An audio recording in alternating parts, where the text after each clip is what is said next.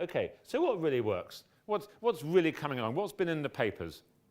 And I'm going to talk a bit about Cladribine and about fingolimod, which are the current vogue drugs. You can't get them now outside of a trial. It will be a little while, but it's looking very encouraging.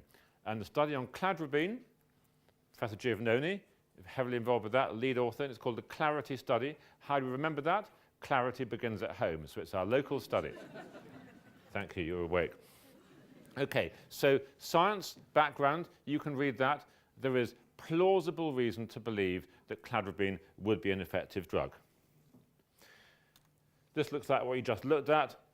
Treatment regime. So you've got 3 limbs, placebo, Cladribine, and Cladribine, 2 different doses. And it goes on for a couple of years. Well, 2 lots of 48 weeks. That's nearly 2 years, isn't it? As near as damn it. But here's the funny thing about Cladribine. Here's what's really interesting and different, is that you only have to take a little bit and then none at all for the rest of the year, and then a little bit more. Okay, so you can read what it says there about the exact dosing. So it's a few weeks of tablets. So the ability to get the treatment right, your adherence, your ability to cope with the treatment and take it just right should be really good. It's not an awful lot of pills, not pumping me full of pills, doctor, as some of my patients say. But the key question is not how many pills is it, but does it work? And here's a familiar looking graph, but this one's Cladribine. And what we have here is the relapse rate, 0.3. Gosh, the placebo group only had 1 relapse per 3 years. That's pretty mild MS.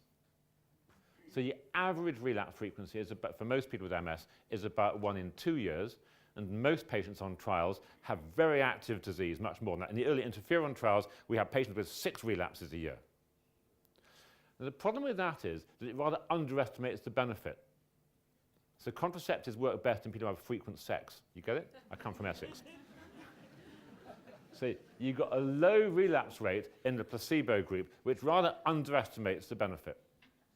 But still, undoubted benefit. Here's the error bar.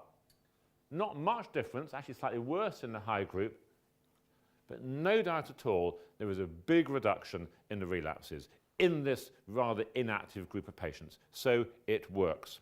You can look at it other ways. Here we have progression to disability, and so looking at the proportion of patients who enter the progressive phase, and same colours, placebo, more are progressing than on either doses of Cladribine. And that's what we want, isn't it? We want relapses are important, absolutely, but turning off progression, yes, that has to be the holy grail.